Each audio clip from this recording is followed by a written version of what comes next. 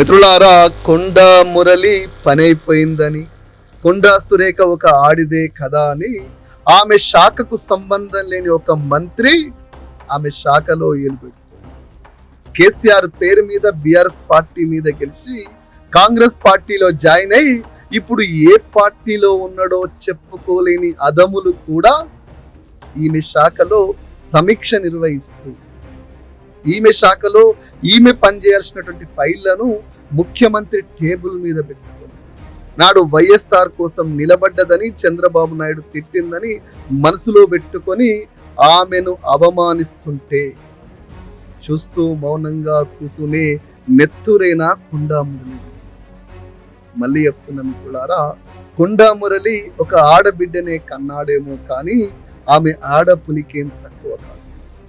ఆమెకు రాజకీయ ఓనమాలు తెలవకపోవచ్చేమో కానీ ఆమె కాంగ్రెస్ పార్టీ మెంబర్షిప్ కూడా లేకపోవచ్చేమో కానీ 140 ఏండ్ల కాంగ్రెస్ పార్టీకి కాదు 140 ఏండ్ల కాంగ్రెస్ పార్టీలో ఏరిన పచ్చ మొక్కలకు ఉచ్చబోయిస్తుంది.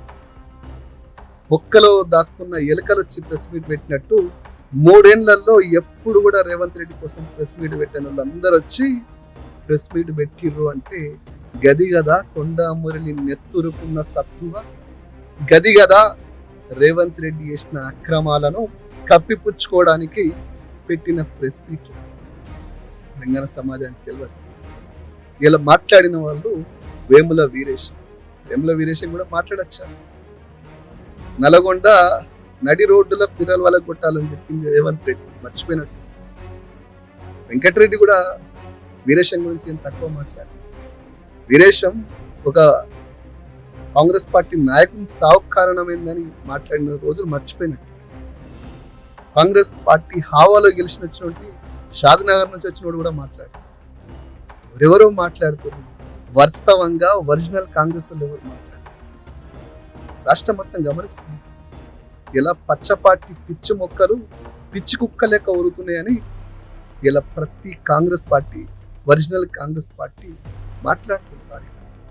నిజం కాదా?